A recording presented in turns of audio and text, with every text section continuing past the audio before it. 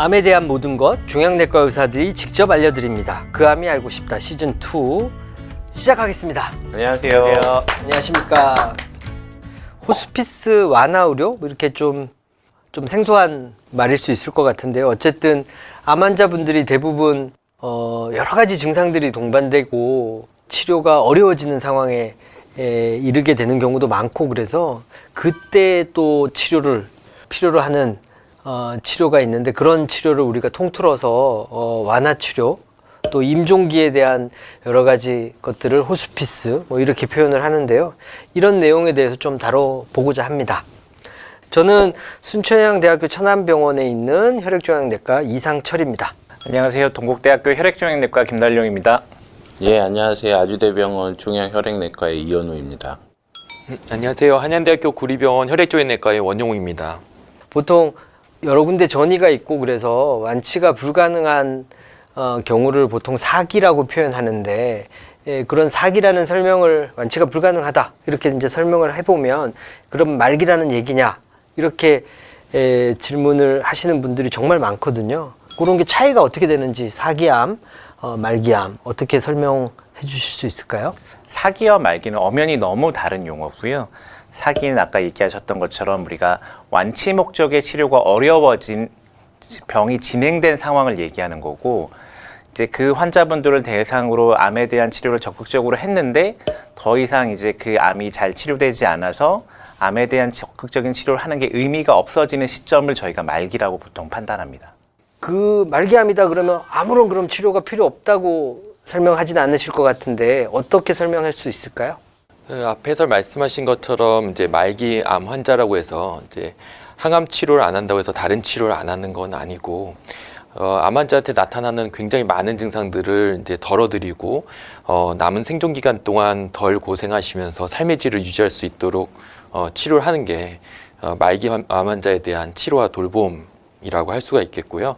그 치료의 내용 중에는 암 환자가 많이 호소하는 통증이라든지 이런 통증에 대한 진통제를 사용하는 것, 그리고 영양 공급이 충분하지 않을 때 입이라든지 아니면 정맥으로 영양 공급을 하는 방법이라든지, 또는 암 환자한테 생기는 여러 가지 합병증으로 복수가 차거나 흉수가 생기는 경우에 배액을 통해서 증상을 덜어드리는 것, 그리고 감염이 생기면은 감염 치료하는 것, 이런 것들을 모두 다 합쳐서 말기 환자에 대한 치료와 돌봄의 그 범위라고 할 수가 있겠습니다. 그러니까 완화, 치료 이렇게 표현하는 게 이제 증상을 완화시켜 준다 이런 의미가 포함되어 있을 것 같은데, 그런 완화 치료에 대해서 어떤 치료가 실제 필드에서 하고 계신지 질환별로 예를 들어서 설명해 주면 이해하기가 훨씬 편할 것 같거든요. 그래서 선생님 주로 보고 계신 질환에 대해서 어떤 환자들이 있었는지 좀 설명 좀 해 주실 수 있을까요? 폐암 같은 경우에는 주로 증상이 이제 호흡곤란이 제일 많은데, 호흡곤란 같은 경우에는 산소 치료를 하거나 아니면 호흡을 좀 완화시킬 수 있는 진통제 치료, 그리고 그 흡입기나 이런 것도 같이 할 수 있는 치료를 할 수 있고요. 또 호흡곤란이 일어나는 게 이제 흉수나 아니면 복수가 많이 차가지고 숨쉬기가 너무 힘들어 하시는 분들이 있는데, 그럴 경우에는 흉수를 이렇게 관을 넣어가지고 배액하는 방법이 있고요. 복수도 어느 정도 조절을 하게 되면 이게 차오르는 게 덜 하기 때문에 호흡곤란이나 이런 것들이 완화되는 경우가 있죠. 그리고 또 뇌전이 같은 경우에는 이제 증상이 마니토리나 아니면 스테로이드를 쓰면 뇌 부종이나 이런 것들을 감소시키기 때문에 뇌전이에 대한 부작용, 그러니까 뇌전이에 대한 증상들을 호전시킬 수 있습니다. 우리 원용 선생님은 위암이나 이런 거에 대해서 조금 설명 좀 부탁드릴게요. 이제 위장관이라고 하면은 이제 관으로 되어 있기 때문에 입부터 항문까지 이제 길게 관이 있고, 그 사이에 음식물이라든지 그런 액상이라든지 이게 통과하는 데 장애가 있는 경우가 있을 수가 있는데요. 그 이후로는 이제 복막전이가 있어서 복수가 있어서 장기를 누른다든지, 아니면 장 어딘가가 이제 복막전이로 막히거나 좁아진 경우에 통증이나 아니면 영양 공급이라든지 문제가 생긴다든지, 아니면 구토나 복통이 생길 수 있고 변비가 생길 수가 있는데요.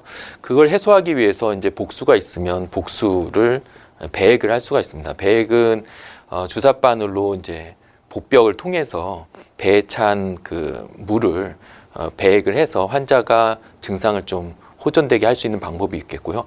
자주 바늘을 찌르는 게 어렵다면은 이제 부드러운 관으로 여기 정맥혈관 같은 부드러운 관을 삽입해서 배에다가. 예, 약간 유지하는 방법도 장기간 아니지만 단기간이라도 유지하는 방법도 있겠습니다. 그 외에 위나 소장, 대장 어디던가 막혀가지고 아예 식사를 못하는 경우가 있다면 위로라고 해서 이제 음식을 위로 공급하는 입이나 식도 거기를 못 넘어가기 때문에 위를 통해서 영양을 공급한다든지 아니면 이제 코줄이라고 보통 알고 계시는데 이제 코를 통해서 식도, 위 그리고 십이장 근처까지 관을 넣어서 고무관을 그를 통해서 음식이나 물을 공급하는 그런 방법도 있을 수가 있겠고요.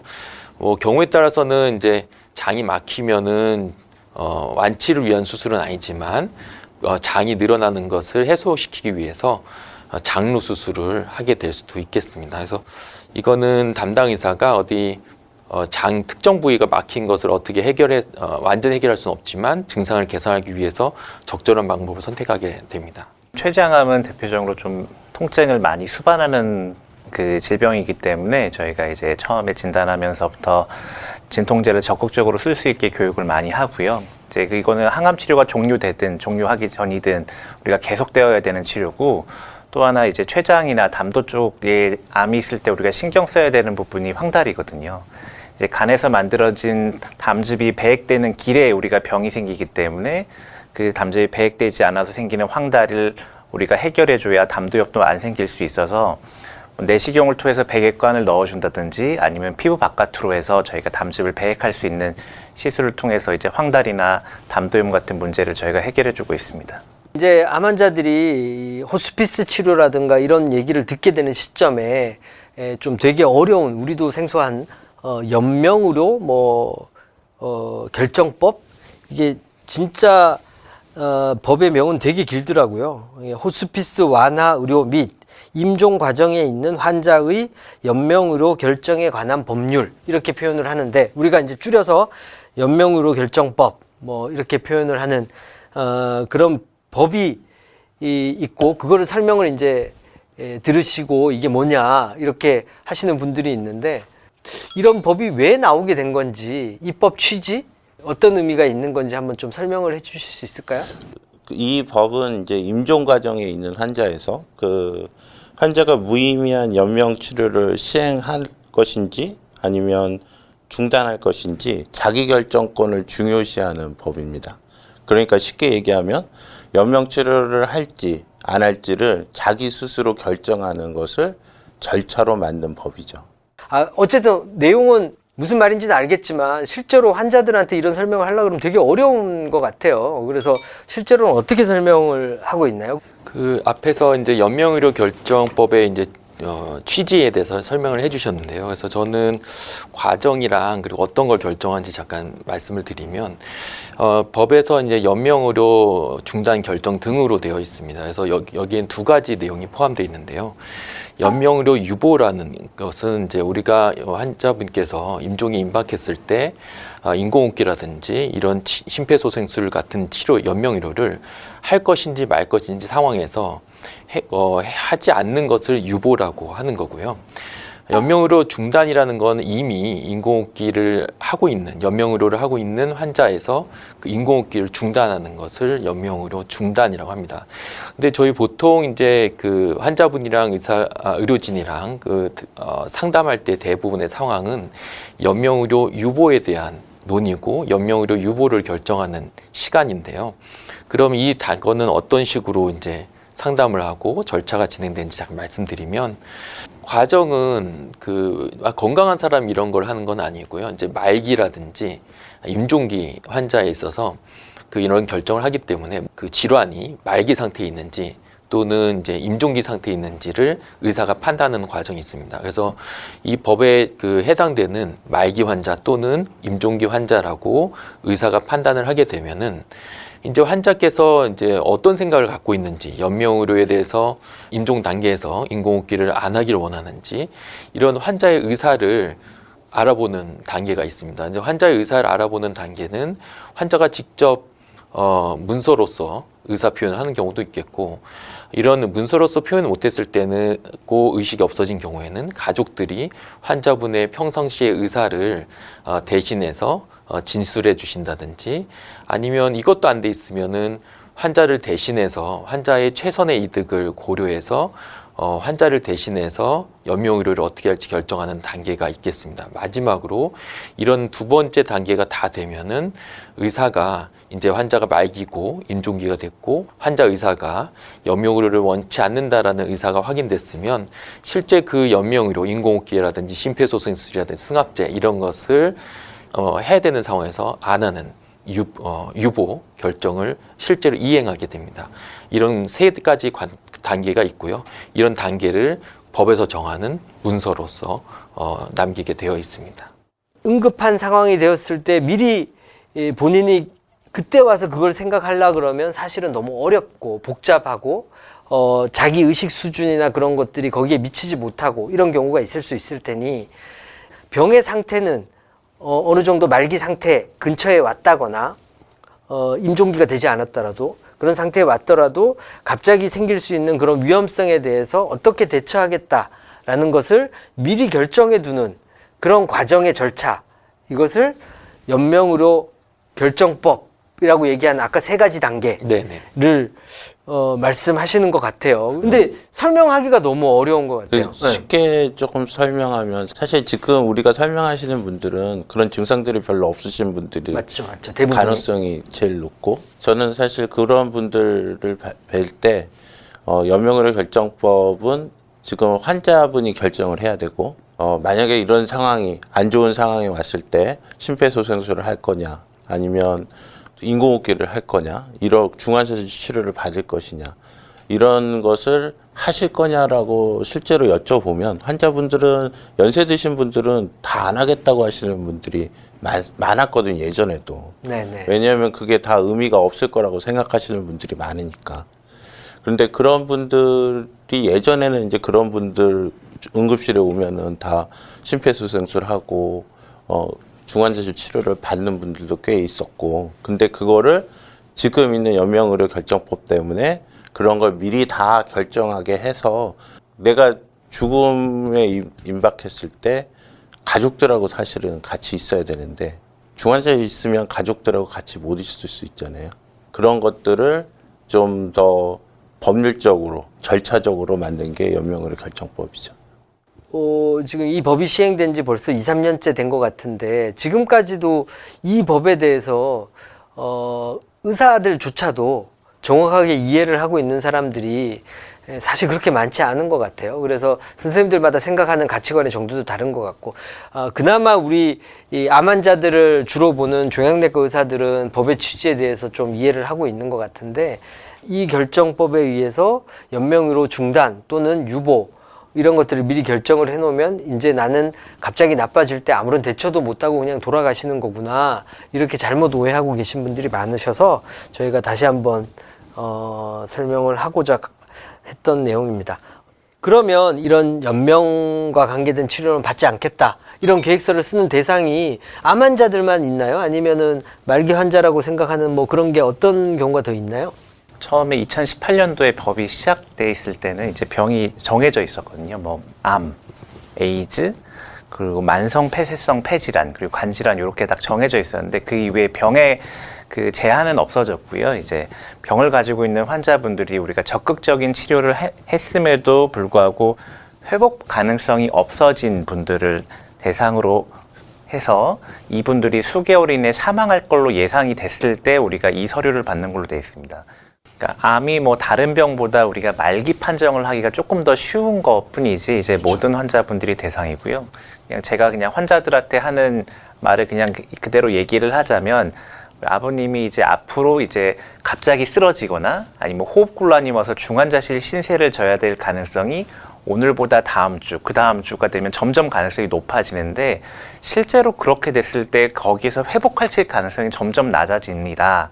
그때 우리가 해야 될 치료가 이제 심폐소생술, 뭐 중환자실 같은 이제 환자분한테는 되게 부담이 되고 힘든 치료를 해야 되는데 하고 싶으세요? 라고 물어보면 이제 그때 환자분의 실제 속마음을 저희가 들을 수 있는 거죠.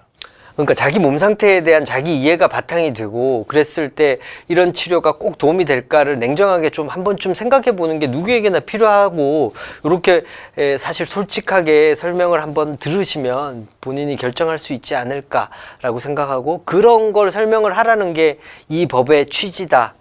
그렇죠. 라는 게 맞는 것 같네요. 오케이, 알겠습니다. 하여튼 한참 동안 얘기해도 설명이 쉽지 않은 내용인 거는 맞는 것 같습니다. 너무 불편한 얘기라서 그런 것도 있습니다. 사실 걱정하고 있는 게, 이거를 작성하고 나면 의사가 대충 진료하지는 않을까, 이거 작성해 놓으면 회생 가능성이 있어도 치료하지 않는 건 아닐까, 이런 고민을 하는 질문들이 계속 있거든요. 그거에 대해서 한 번만 더 말씀해 주실래요? 이제 환자분들한테도 얘기하죠. 이제 절대로 당신에 대한 치료를 제가 포기하는 게 아닙니다. 당신을 편하게 하기 위한 치료는 저희는 항상 할 거예요. 근데 힘든 치료가 됐을 때는 그때 다시 한번 또 여쭤보고 그걸 정말 할 것인지 하지 않을 것인지 한번 체크를 하겠다는 의미이기 때문에 그런 부분에 대해서 고민을 해달라고 하는 거죠. 먼저 누가 얘기를 해야 되는가, 이게 좀 고민스러운데요.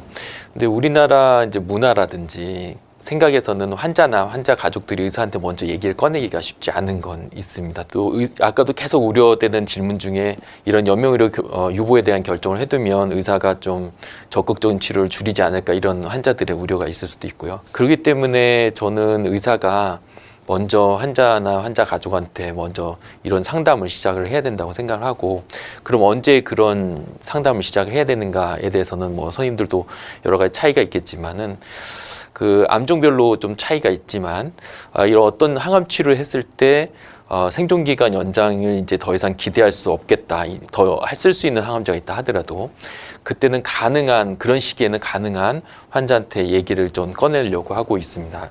근데 이런 얘기를 한 번에 만남에서 한 번에 해결하기는 좀 어렵기 때문에 외래면 외래, 병동이면 병동에서 처음에 이제 앞으로 예후에 대해서 좀 더 자세히 설명하고, 이런 치료의 목적이 어떤 것인지, 우리 생존기간 연장의 목적인지, 증상 조절의 목적인지, 이걸 좀 더 자세히 설명하고, 이런 연명의료에 대한 내용 설명한 다음에 또 시간 드리고, 또 다음 만남에서 좀 더 깊이 설명드리는 과정을 통해서 얘기를 꺼내는데요. 근데 다 경험하시겠지만 이런 시간이 부족한 환자들도 있고, 당장 뭐 몇 시간 안에 결정해야 되는 환자들도 분명히 있기 때문에 이런 것이 모든 환자한테 적용되기는 어렵고, 그렇기 때문에 가능한 조기에 설명하는 게 전 적절한 것 같습니다. 선생님은 어떠세요? 이게 정말 어려운 문제인 것 같아요. 원효민 선생님처럼 되게 일찍 얘기하는 편인데요. 사기로 처음에 진단돼서 왔거나 재발된 시점, 뭐 물론 그 후반에도 얘기를 하지만, 이제 우리가 생각할 수 있는, 이제 우리가 표준 치료와 그 표준 치료를 하지 않았을 때, 그러니까 완전히 치료를 중단했을 때, 그때부터 얘기를 저는 먼저 꺼내는 편입니다. 뭐 항암 치료라는 좋은 치료 방법이 있지만 하지 않았을 때는 앞으로 이렇게 흘러가실 테니까 우리가 그것을 대비해서 연명의료 결정을 미리 해두는 게 좋을 것 같다라는 얘기를 전 되게 일찍 하는 편입니다.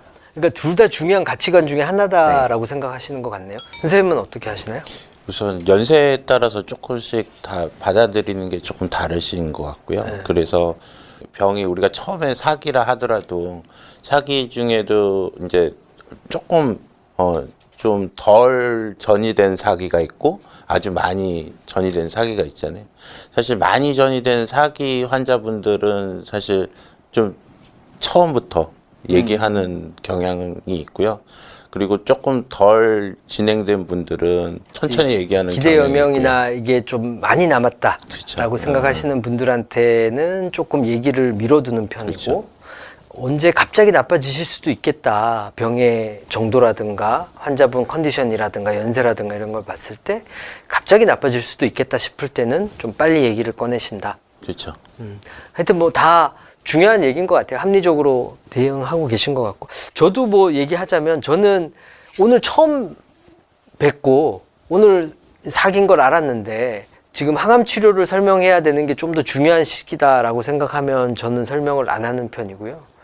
그 다음에 1차 뭐 표준치료법이 요즘에 한 가지인 경우는 좀 드무니까, 한 가지 치료가 내성이 좀 생기고 약을 또 바꿔야 되고 이런 시점이 오면 뭔가 진행했다 라고 생각되면 약을 바꿔서 치료할 수도 있지만 이런 부분도 환자분이 생각해 보셔야 될 것 같다. 갑자기 나빠지실 것도 대비를 하시고 그럴 경우에 연명의료라든가 이런 거를 어떻게 대처할 건가 이거를 한번 정도 생각해 보실 필요가 있을 것 같다. 이렇게 얘기를 드리는 것 같아요. 그런데 이제 그렇게 얘기를 꺼내는 거와 동의서에 사인을 해라 라고 얘기하는 거는 또 다르잖아요. 네네. 그러니까 여전히 어려운 문제인 것 같습니다. 벌써 2년이 됐는데. 원 교수님처럼 사실 여러 번에 나눠서 얘기하는 게 제일 좋은 것 같습니다. 오늘 어쨌든 그 완화의료요법과 연명의료 결정법에 대해서 얘기해 봤는데 혹시 마지막에 좀 추가하시고 싶은 얘기 있나요? 선생님 뭐 좀 얘기 있으면 한 가지씩 하고 갈까요? 아까 그 연명의료 결정법에서 주로 설명드렸던 게 이제 연명의료 계획서를 말씀드렸는데요. 그 이제 말기랑 임종기 환자를 대상으로 작성하기 때문에 그럼 건강하신 분들은 자기의 의사 표현을 미리 해둘 수 없겠느냐 이런 말씀하실 수도 있고 나도 저런 말기나 임종기에 되면은 저런 연명의료를 받고 싶지 않다 이런 거를 이제 어디 문서로 남겨두고 싶다 이런 생각을 가지신 분들이 적지 않습니다. 그래서 그런 분들은 사전 연명 의료 의향서라는 걸 작성하시면 되고요. 주로 사전 연명 의료 의향서는 의료기관에는 그렇게 많지는 않고 작성할 수 있는 기관이 보통 그 국민건강보험공단이나 아니면 국민연금 기관 또는 이제 호스피스나 이런 것을 주로 하는 기관이나 의원에서 작성할 수 있고요. 이거는 그 홈페이지에 국가연명의료관리기관의 홈페이지에 들어가면 어디에서 작성할 수 있는지 검색할 수가 있습니다. 그럼 거기서 보시고 거기 가셔서 사전 연명의료 의향서 상담받고 작성하시면 됩니다. 혹시 뭐 선생님 하신 말씀 있나요? 네. 호스피스 센터에서 이제 하는 것들이 뭐가 있는지. 맞아. 지역 호스피스 예. 센터장님이시죠? 예, 네, 알겠습니다. 사실 호스피스 센터에서는 아까 얘기했던 신체적인 증상들을 완화시키는 치료도 물론 하긴 하지만 암 환자에서 제일 중요한 게 이제 사회적, 재정적, 정신적인 문제들도 같이 혼합돼서 복합적으로 사실은 어려움을 겪고 계시거든요. 그래서 그런 것들을 좀 더 사회복지사 선생님이나 아니면 전담 간호사 선생님이나 코디네이터 선생님이나 이런 분들이 도와줄 수 있는 시스템이 있거든요. 그래서 그런 것들의 혜택을 얻으실 수 있고 그리고 사실 다른 병원의 치료보다 사실 국가에서 보조가 많아서 치료비가 좀 싼 것이 비용적인 면에서도 많은 도움이 될 것이라고 생각이 그거는 듭니다. 어떻게 알아보나요? 국가에서 하는 중앙호스피스센터 홈페이지가 있습니다. 그래서 그 홈페이지에서 각 지역에 이제 호스피스 센터가 있어서 그것들은 자기 지역에서 집 근처에 있는 호스피스 센터를 방문하셔서 전화해서 문의하시면 될 것 같습니다. 알겠습니다. 큰 도움 될 것 같고요. 혹시 마무리? 저희가 항암 치료를 중단하기로 결정할 때가 환자분들이 굉장히 정신적으로 많이 힘들어하실 때고요. 사실 의사들한테도 굉장히 힘들고 그런데 이제 자기가 굉장히 아픈 기억이 한 번 있거든요. 그래서 얘기 드리고 싶은 게 저희가 항암 치료를 중단하고 만화 의료를 한다는 게 환자분들 포기한다는 의미가 아니라는 걸 좀 잘 알아주시면 좋겠고 저희가 끝까지 잘 봐드릴 테니까 이제 저희한테 많이 의지해 주시면 좋을 것 같습니다.